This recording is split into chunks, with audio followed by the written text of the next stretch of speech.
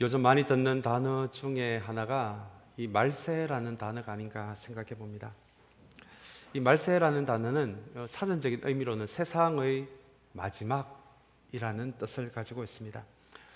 전쟁의 소식이 끊어지지 않고 기후 변화로 인한 우리 환경 재해, 또 지진, 이런 소식을 전할 때마다 요즘이 말세가 아닌가, 이런 이야기를 우리 매스컴에서도 많이 듣고 주변에서도 많이 듣고 있는 시간들을 우리는 보내고 있습니다.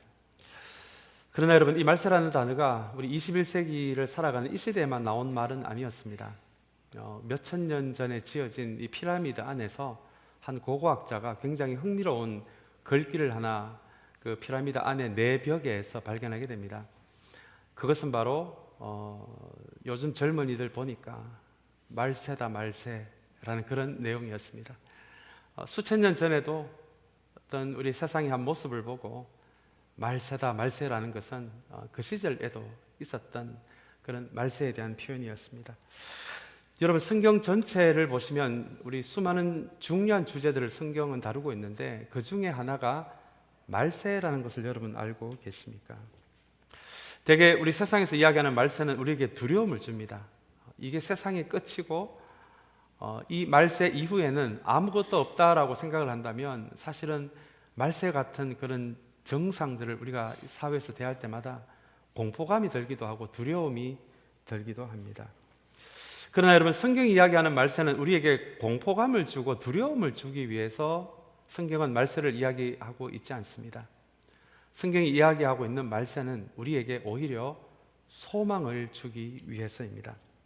왜냐하면 성경이 이야기하는 말세는 끝이 아니라, 세상의 끝이 아니고 그 이상은 아무것도 없는, 정말 세상의 완전한 끝이 아니라 성경이 이야기하는 끝은 영원으로 이어지는 오히려 출입구 같은 것이 말세이기 때문에 그렇습니다. 오늘 우리는 지금 예수님의 십자가 달리시기 전에 마지막 한 주일에 대한 말씀들을 우리는 새벽의 시간을 통해서 또 주일의 말씀을 통해서 은혜를 나누고 있습니다. 어린 나귀를 타고 예루살렘에 입성하실 때가 요즘의 달력으로 치면 주일에 해당되는 날짜였고요. 그리고 그 주간의 금요일에 주님은 돌아가시게 되고 이틀 뒤에 주님은 부활하게 되십니다. 지금 우리가 대하고 있는 마태복음 24장, 25장 이 말씀들은 모두 화요일에 예루살렘에 입성한 지 이제 이틀이 지난 화요일에, 그리고 십자가를 3일 앞두고 있는 그날에 우리에게 어떻게 보면 유언과도 같은 말씀으로 남기신 말씀이 오늘 우리가 읽은 본문이고, 또 같은 주제를 다루고 있는 말세라는 주제를 다루고 있는 24장의 주제이기도 합니다.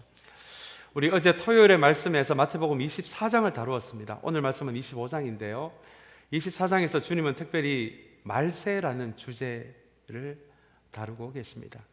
도대체 이 말세라는 주제가 얼마나 중요했으면 십자가에서 죽음을 3일 앞두고 마치 유언처럼 이 말세에 대한 이야기를 남기셨겠습니까? 어제 우리 이야기를 오늘 본문과 연결이 되기 때문에 간단히 정리하면 이렇습니다. 주님은 이야기하시는 이 말세에 대한 핵심 메시지 중에 하나는 그날과 그 시는 아무도 모른다예요. 그러나 이런 일이 벌어지면 말세가 조금씩 가까워지고 있구나라는 것을 깨닫게 하시기 위해, 우리가 잠들지 않게 하기 위해 그 정상들을 몇 개 가르쳐 주셨습니다. 그 중에 하나가 전쟁과 지진의 소식이 많이 늘어간다라는 표시였어요. 그리고 두 번째는 거짓 그리스도가 많아진다. 우리 토요일에도 우리 잠깐 은혜를 나누었지만 우리 한국에 요즘 자칭 메시아가 숫자가 점점 많아져서 등록된 메시아만 30명이고 최근에는 등록된 하나님이 한 20명 정도 되더라고요. 어쩌면 우리가 그날과 그 시는 아무도 알 수 없지만 이렇게 사방에서 내가 메시아다, 내가 하나님이다 라는 거짓 그리스도들이 많이 늘어나고 있다는 것이, 그날과 그 시는 아무도 알 수 없지만 조금씩 가까워지고 있구나라는 것을 느끼게 하는 시대를 우리는 살아가고 있습니다. 그리고 주님이 이야기하는 이 말세가 가까이 오고 있는 또 다른 증거 중에 하나가 교회 안에서 사랑이 식어간다라는 말씀이었습니다. 상당히 조금은 두렵게 하는 말씀이었어요. 사랑이 식어가는 사람들이 세상 사람들이 아니라 사랑의 공동체인 교회에서 사랑이 점점 없어진다, 식어져 간다. 이것이 말세에 교회 안에서 벌어지는 일이다라고 주님은 그렇게 말씀하셨습니다. 여기에 대해서 말세를 잘 보내는 법을 주님이 이어서 24장에서 말씀해 주시는데요. 여러분, 아주 심플합니다. 간단합니다. 말세가 가까이 오고 있다라면 우리가 어떻게 살아야 하는지 주님은 세 가지로 말씀하셨어요. 첫 번째는 더 사랑하라고 말씀하십니다. 아무리 말세여서 사랑이 식어가는 일이 벌어진다라고 할지라도 하나님의 사람들은 그럴수록 더 사랑해라, 더 사랑해라, 더 사랑의 공동체가 되라 라는 말씀을 남겨주셨고요. 두 번째는 끝까지 주님께 붙어 있으라라는 말씀을 하십니다. 지금은 여러 가지 환경적 재앙으로 어떤 일들로 통해서 답이 없어 보이는 시절을 살아간다고 할지라도 답이 없어도 하나님께로 한 걸음을 내디딜 수 있다면 그것이 하나님께 끝까지 붙어 있는 것이 되죠. 우리 어제 구약의 말씀 함께 나누면서 피투성이가 되더라도 너는 살아 있어야 한다. 하나님이 이스라엘 백성들에게 하신 말씀입니다.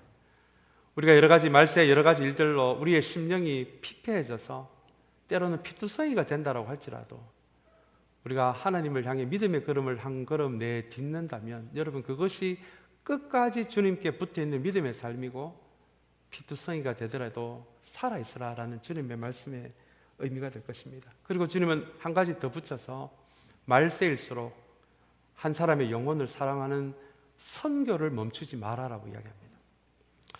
우리 신문에 보시면 말세라고 해서 생업을 떠나고 일상을 떠나서 섬으로 숨고 산 깊은 산 속으로 가서 그렇게 자기들끼리만 모여서 하는 사람들 이야기를 가끔 듣곤 합니다.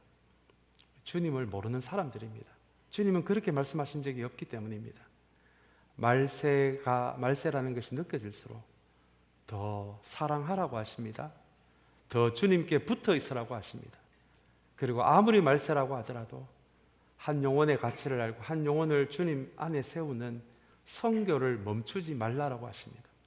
여러분 이것이 마태복음 24장 오늘은 25장 말씀인데요. 24장 말씀에서 주님이 말세에 대한 이야기를 꺼내시면서 유언처럼 남기신 말씀입니다.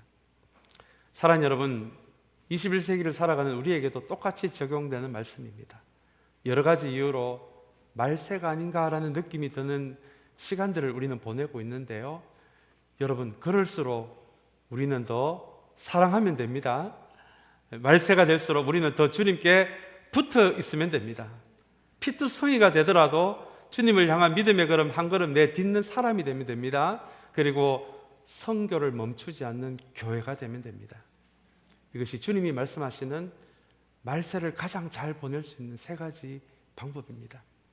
오늘 우리가 나오는 25장 말씀은 24장에 이어서 이 말씀과 같은 맥락으로 읽어야 하는 말씀입니다.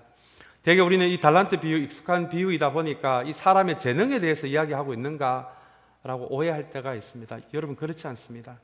오늘 이 25장은 24장과 같은 맥락으로 보아야 할 말씀입니다. 이 말씀은 우리의 재능에 대해서 우리에게 주시는 말씀이 아니라 말세 때에 우리가 어떻게 살아가야 하는지를 주님이 이 달란트 비유를 통해서 실제적인 또 다른 삶의 방식을 하나 가르쳐 주시는 말씀이 이 달란트 비유입니다. 우리가 잘 아는 대로 이 달란트라는 단어에서 영어 단어 탤런트가 나왔어요. 우리 탤런트 쇼 할 때 그 탤런트 재능 쇼가 오늘 이 주님이 말씀하시는 이 마태복음 25장에 나오는 달란트라는 이 단어에서 영어 단어 탤런트가 나왔습니다. 그렇게 우리 탤런트라는 단어가 나왔다라고 해서 이것은 우리의 재능에 관련된 말씀이 아니라 오늘 이 말씀을 쭉 읽어가시다 보면 아마 이해가 되실 텐데요. 이 말씀이 재능처럼 들리는 이 말씀이 너희가 말세라고 느낄수록 말세가 가까이 왔다고 느낄수록 반드시 이렇게 살아야 한다.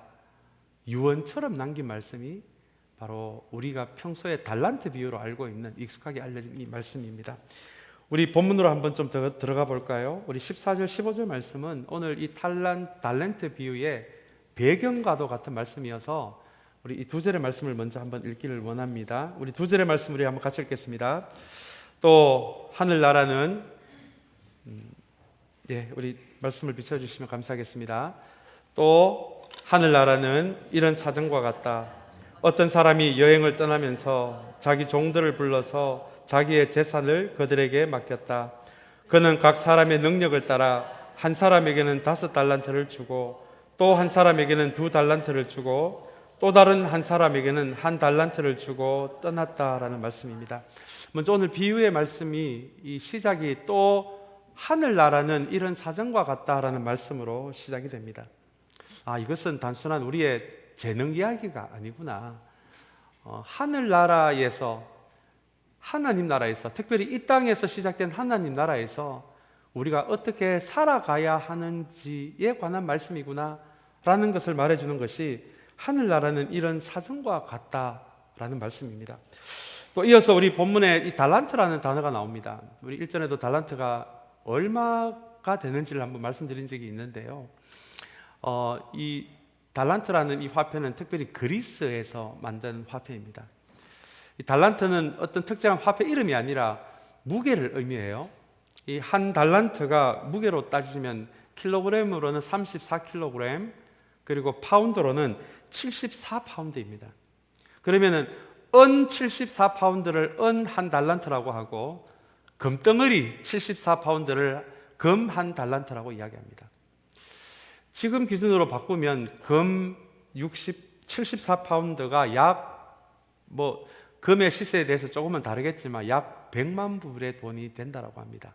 금 한 달란트가요. 그렇다면 금 5달란트 받은 사람, 요즘 말로 하면 500만 달러를 받은 사람, 2달란트를 받은 사람, 200만 달러를 받은 사람, 1달란트 받은 사람은 100만 달러를 받은 사람이다. 우리 이렇게 이해를 하시면 될 것 같습니다. 그리고 우리 방금 읽은 말씀 14절 말씀에 보시면 또 굉장히 이 달란트 비유에 아주 흥미로운 지점을 주는 단어가 등장하는데요. 그 말씀은 바로 14절에 나오는 우리 자기라는 표현입니다.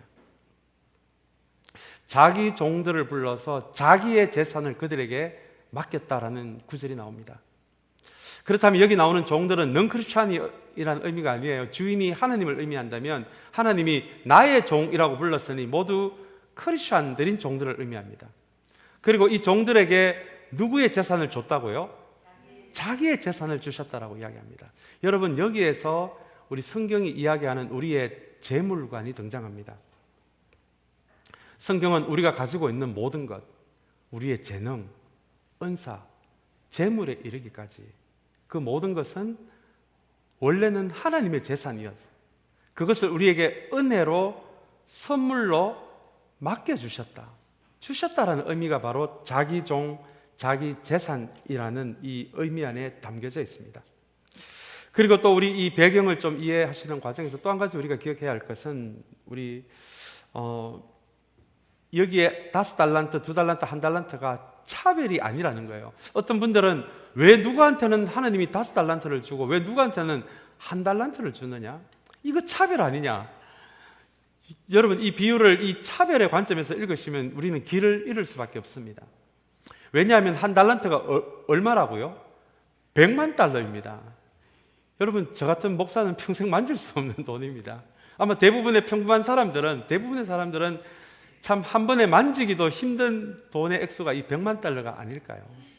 그렇다면 하나님이 누구에게는 5달란트, 누구에게 1달란트 줬다라는 것은 사람을 차별했다는 것이 아니라 1달란트 받은 사람에게도 100만 달러나 해당되는 이 달란트가 결국은 하나님이 주신 은혜와 선물을 의미한다면 이 한 사람을 구원하기에도 충분한 은혜를 모두에게 주셨다라는 의미가 되는 것이 이 달란트라는 이 100만 달러라는 이 가치가 담겨진 이 돈을 맡겼다라는 말씀이 됩니다. 그래서 이 비유를 대할 때마다 이거 차별의 관점이 아니라 우리 모두에게 하나님의 자녀가 된 모든 사람에게는 적어도 그분을 구원할 만한 적어도 100만 달러치에 되는 그 정도나 큰 돈이나 되는 충분한 은혜가 모든 사람에게 주어졌다. 라고 하는 것이 이 달란트 비유를 이해하는 데 굉장히 중요한 지점입니다. 그렇다면 저와 여러분들 중에서는 어쩌면 한 달란트 받은 분도 계실 텐데요, 충분한 은혜를 받은 사람을 의미합니다. 그렇다면 충분한 은혜를 받은 것이 전부일까요? 우리 19절 말씀을 우리 한번 같이 읽겠습니다. 19절 말씀 읽겠습니다. 오랜 뒤에 그 종들의 주인이 돌아와서 그들과 셈을 하게 되었다라는 말씀입니다. 여기서 우리를 조금은 두렵게 하는 말씀이 셈을 하게 되었다라는 말씀입니다. 여러분, 이게 무슨 말씀입니까? 하나님은 우리가 구원받을 만큼 충분한 은혜와 선물을 주셨습니다. 자, 이것이 복음이죠. 그러나 그것이 전부가 아니라 하나님이 우리에게 주신 선물과 은혜를 가지고 언젠가는 그 주인이 돌아와서, 주님이 다시 오셔서 내가 준 은혜와 내가 준 선물을 가지고 이 땅에서 어떻게 살았는지에 대해서 주님이 하늘의 계산기를 가지고 와서 우리 앞에서 셈을 하는 그날이 언젠가는 올 것이라는 말씀입니다. 여러분, 이거 조금은 두려운 말씀이 아닙니까? 우리 사무엘상 2장 3절에도 우리 비슷한 말씀이 나오는데요, 우리 이 말씀도 한번 같이 읽으면 좋겠습니다. 우리 사무엘상 2장 3절 한번 같이 읽겠습니다. 너희는 교만한 말을 늘어놓지 말아라. 오만한 말을 입 밖에 내지 말아라. 참으로 주님은 모든 것을 아시는 하나님이시며 사람이 하는 일을 저울에 달아보시는 분이시다. 이 땅에서 우리의 삶을 하나님이 언젠가는 하나님의 저울에 달아보신답니다. 이것이 오늘 우리가 읽은 19절의 말씀에는 언젠가 주님이 다시 오셔서 우리와 함께 내가 너희에게 준 한 사람을 구원할 만한 충분한 은혜와 선물을 주었는데 그것을 가지고 이 땅에서 어떻게 살았는지 셈을 하겠다 하는 맥락과 같은 말씀입니다. 그렇다면 여러분, 이 말씀에 이야기하는 크리스찬의 삶이 어떤 삶인지가 한 가지 이 안에 숨어 있는데요, 크리스찬의 삶은 바로 마지막을 준비하는 삶입니다. 언젠가 주님이 내가 너에게 준 은혜와 선물로 도대체 무엇을 하며 이 땅에서 살았냐라고 물으시는 그 질문이 언젠가 우리 인생의 마지막에 우리에게 주어진다면 여러분, 그 질문에 대답을 준비해야 하는 삶이 우리의 크리스찬의 삶입니다.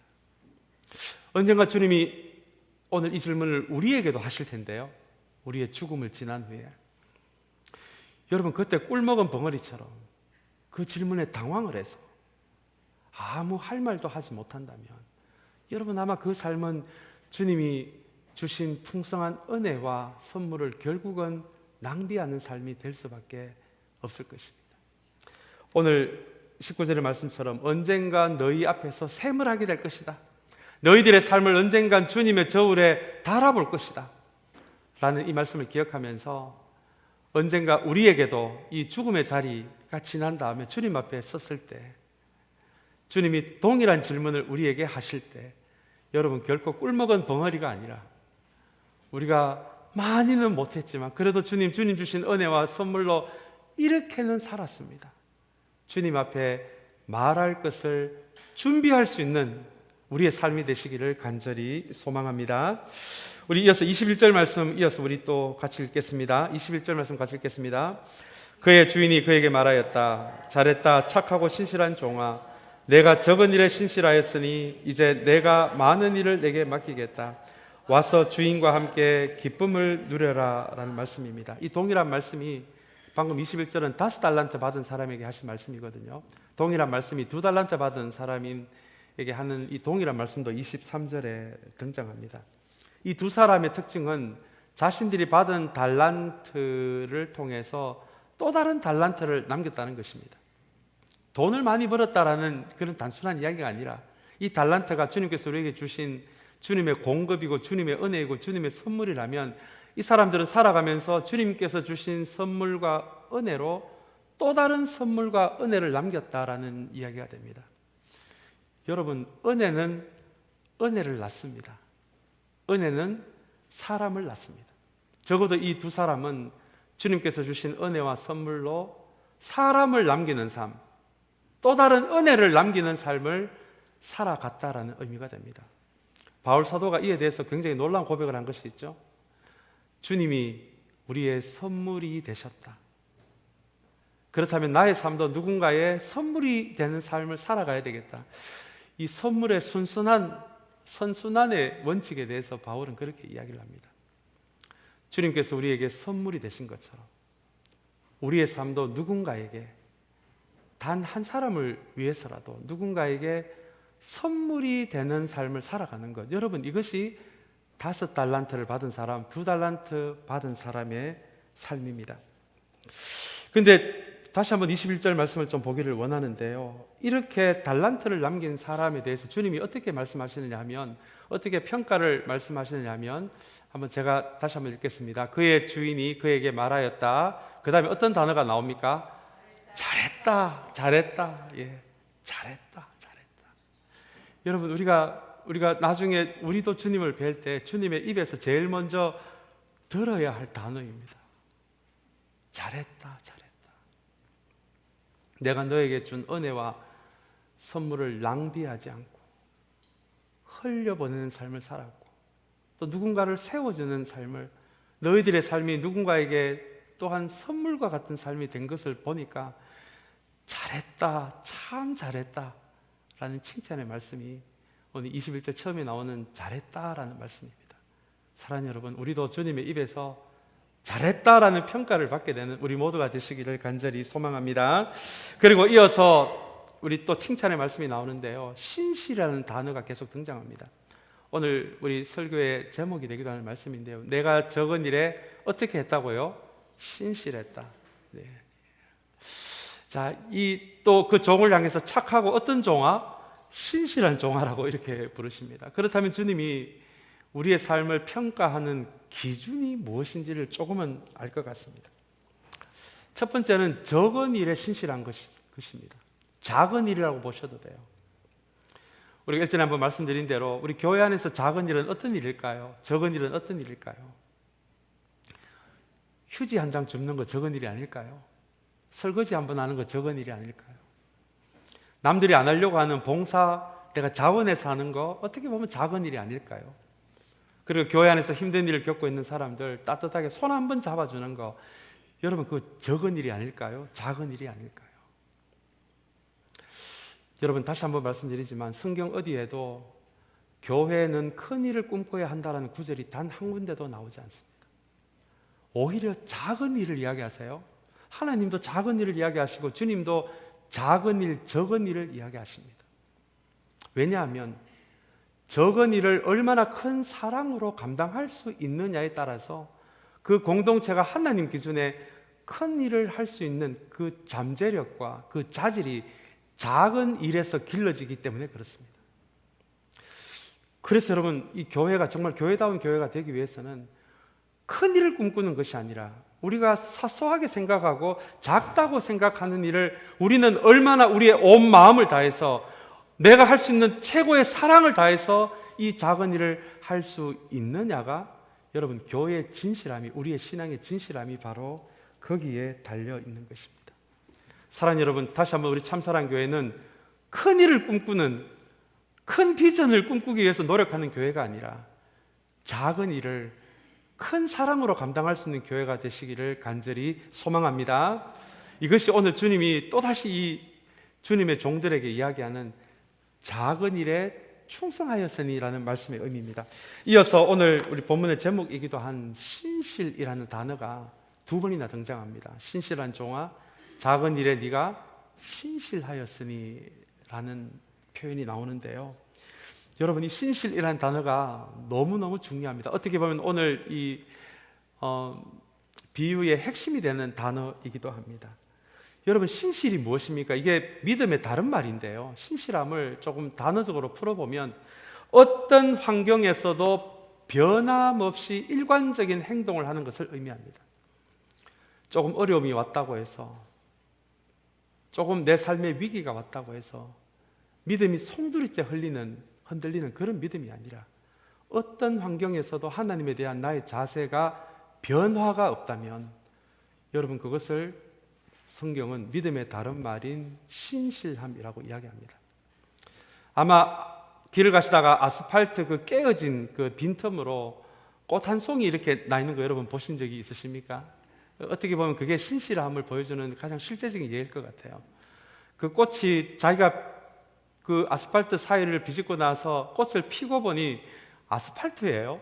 남들처럼 깊은 산 속에 있는 꽃도 아니고 잘 가꾸어진 정원에 핀 꽃도 아니고 아스팔트 사이를 비집고 나와서 그렇게 꽃을 피운 자기 자신을 발견합니다.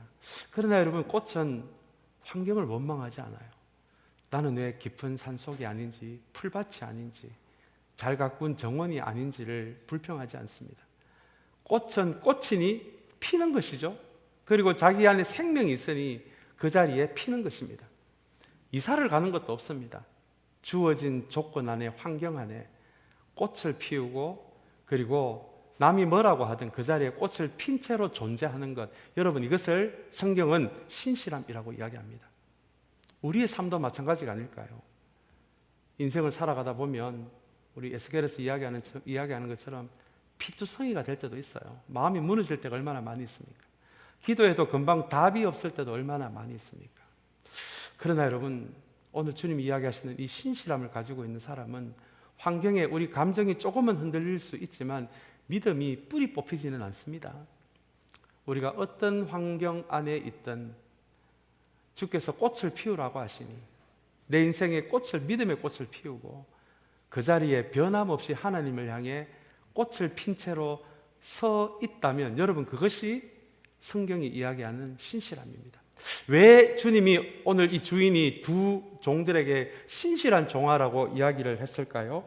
오늘 이 19절의 말씀 보시면 주인이 금방 온 게 아니에요.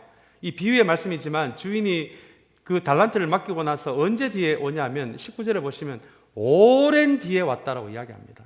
그게 5년일지 10년일지 주인은 언제 온다는 말도 없이 언젠가는 올 것이다 하고 갔는데 이게 그 시간이 상당히 길었던 것 같아요. 오랜 뒤에입니다. 오랜 뒤에. 그러나 이 5달란트 받은 사람, 2달란트 받은 사람은 오랜 시간이 흘러도 변함없이 그 주인이 주고 간 은혜를 의미하는, 선물을 의미하는 이 달란트를 가지고 또 다른 달란트를 남기는 삶을 살았다. 그래서 이 주인이 이 두 종을 향해서 신실하다, 신실하다 이렇게 평가를 한 것입니다. 여러분, 여기에서 우리는 주님이 언젠간 우리의 삶을 향해서도 우리의 삶을 저울로 달아보실 텐데요, 그 기준을 알 수 있습니다. 그 기준이 바로 신실함입니다. 주님은 우리가 어떤 능력을 가지고 있느냐 그것으로 우리를 판단하지 않습니다. 어떤 외면적인 것을 갖추었느냐 그것으로 천국에서 우리를 판단하지 않으세요. 주님이 우리의 삶을 평가하는 한 중요한 기준은 오늘 말씀에 의하면 너희는 얼마나 어떤 환경에서도 변함없이 하나님을 향해 믿음의 꽃을 피우고 신실하게 존재했느냐를 주님이 보신다는 거예요.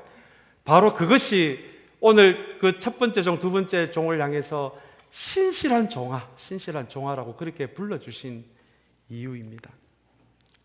사랑하는 여러분, 오늘 이 말씀을 대하면서 여기서 설교하는 저부터 능력 있는 목사가 되기보다는 신실한 목사가 되기를 소망합니다. 여러분들도 마찬가지입니다. 여러분, 능력 있는 장로님 되려고 하지 마시고요, 신실한 장로님들이 되십시오. 신실한 권사님들이 되십시오. 신실한 집사님들이 되십시오. 왜냐하면 언젠가 주님께서 우리의 신앙을, 삶을 평가하실 때 우리가 얼마나 신실했느냐를 보시겠다는 말씀이 오늘 비유가 들려주는 우리에게 중요한 말씀이기 때문에 그렇습니다. 오늘 우리에게 익숙한 이 달란트의 비유를 통해서 사랑하는 여러분, 다시 한번 신실한 사람들, 신실한 사람들이 모인 우리 참사랑 교회가 되시기를 간절히 소망합니다. 이제 우리 24절, 25절 말씀에 보시면 이제 한 달란트 받은 사람의 이야기로 이 이야기가 이제 마무리가 됩니다. 우리 24절 말씀 우리 한번 같이 읽겠습니다. 그러나 한 달란트를 받은 사람은 다가와서 말하였다. 주인님, 나는 주인이 굳은 분이시라. 심지 않은 데서 거두시고 뿌리지 않는 데서 모으시는 줄로 알고 무서워하여 물러가서 그 달란트를 땅에 숨겨두었습니다. 보십시오, 여기에 그 돈이 있으니 받으십시오 라는 말씀입니다. 여러분, 굳은 분이 어떤 단어인지를 아십니까? 우리 헬라 단어에 의하면 굳은 분은 무자비한 분, 냉혈적인 분, 자비가 없는 분이라는 의미가 굳은 분이십니다. 그리고 그 다음에서 나오는 심지 않은 데서 거두시고 뿌리지 않은 데서 모으시는 줄로 이 한 달란트 받은 종은 그렇게 주인을 이해하고 있습니다. 여러분, 이게 무슨 말입니까? 아니, 거두려면은 심어야죠. 모으려면은 뿌려야죠. 그런데 지금 이 한 달란트 받은 종은 주인을 잘못 알고 겨우 불로소득이나 노리는, 자기의 투자 없이 그냥 불로소득이나 얻으려고 하는 그런 분으로 이 한 달란트 받은 종은 이 주인을 지금 잘못 알고 있다라고 하는 그 내용이 24절에 나옵니다. 여러분, 이거 굉장히 중요한 부분입니다. 이것이 오늘 한 달란트 받은 종의 치명적인 잘못이 두 가지가 나오는데 이것이 바로 첫 번째 잘못입니다. 그 첫 번째 잘못은 바로 하나님을 잘못 알고 있는 거예요. 잘못 알고 있는. 그래서 여러분, 바울 사도는 하나님에 대한 바른 지식이 우리의 섬김과 봉사와 선교와 구제를 보다 앞선다라고 이야기를 해요.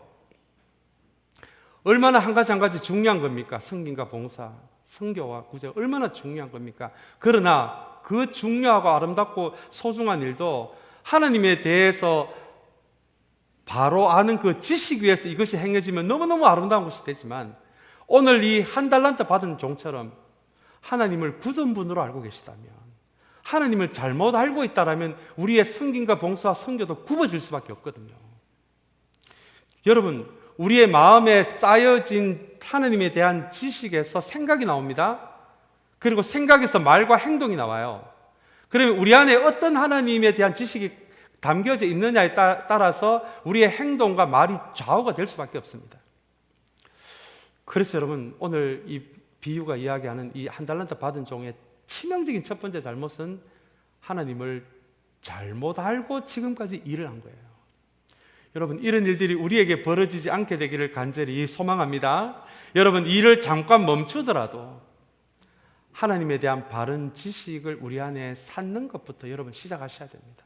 그래야 여러분의 섬김과 봉사가 정말 하나님께 아름다운 봉사가 될 수 있기 때문에 그렇습니다. 다시 한번 오늘 이 첫 번째 종의 치명적인 실수를 대하면서 우리는 하나님을 바로 알아가는 그 자리를 소중하게 생각하는 우리 모두가 되시기를 간절히 소망합니다. 우리 마지막으로 26절, 28절 말씀 우리 함께 읽겠습니다. 우리 한번 같이 읽겠습니다. 그러자 그의 주인이 그에게 말하였다. 악하고 게으른 종아, 너는 내가 심지 않은 데서 거두고 뿌리지 않은 데서 모으는 줄 알았다. 그렇다면 너는 내 돈을 돈놀이하는 사람에게 맡겼어야 했다. 그랬더라면 내가 와서 내 돈에 이자를 붙여 받았을 것이다 라는 말씀입니다. 여기에서 이 종의 치명적인 두 번째 실수가 등장합니다. 그 실수는 바로 아무것도 하지 않았다라는 거예요. 주님께서 주신 은혜와 재능과 은사와 물질을 가지고 아무것도 하지 않았다는 거예요. 우리 주인은 무서운 분이어서 혹시 손해라도 나면 나에게 벌을 주실 것 같아서 주인이 준 것을 그냥 땅속에다가 파묻은 채로 주인이 올 때까지 아무것도 하지 않았다라고 하는 것이 이 종의 치명적인 두 번째 실수입니다. 여러분, 칼 바르트라는 신학자가 있습니다. 이 사람이 죄를 좀 실제적으로 설명하기 위해서 죄의 모습이 세 가지로 드러난다라고 이분은 그렇게 정의를 내립니다. 그 세 가지가 바로 교만, 기만, 태만입니다. 제가 신학교 다닐 때는 이 교만, 기만, 태만을 그냥 잘 외우기 쉽도록 산만이 그렇게 외우기도 했습니다. 여러분들도 이게 산만이 이렇게 기억하셔도 좋을 것 같아요. 아, 죄라는 것이 바로 교만이구나, 기만이구나, 태만이구나, 이렇게 외우셔도 좋을 것 같습니다. 교만이 무엇입니까? 하나님이 존귀 여김을 받을 자리에 나를 올리는 걸 성경은 교만이라고 이야기합니다. 기만은 무엇입니까? 하나님을 속이고 공동체를 속이는 거거든요. 기도하지 않는데 기도하는 척, 말씀 묵상하지 않는데 말씀 묵상하는 척, 여러분 가난한 자에 대한 마음도 없으면서 가난한 자를 위하는 척, 그걸 여러분 기만이라고 이야기합니다. 그리고 오늘 본문과 연관된 세 번째가 바로 태만입니다. 태만이 뭡니까 여러분? 아무것도 안 하는 거예요. 안 하는 거예요. 여기서 죄에 대한, 여러분 우리가 반드시 기억해야 하는, 성경이 이야기하는 죄에 대한 또 다른 정의가 나옵니다.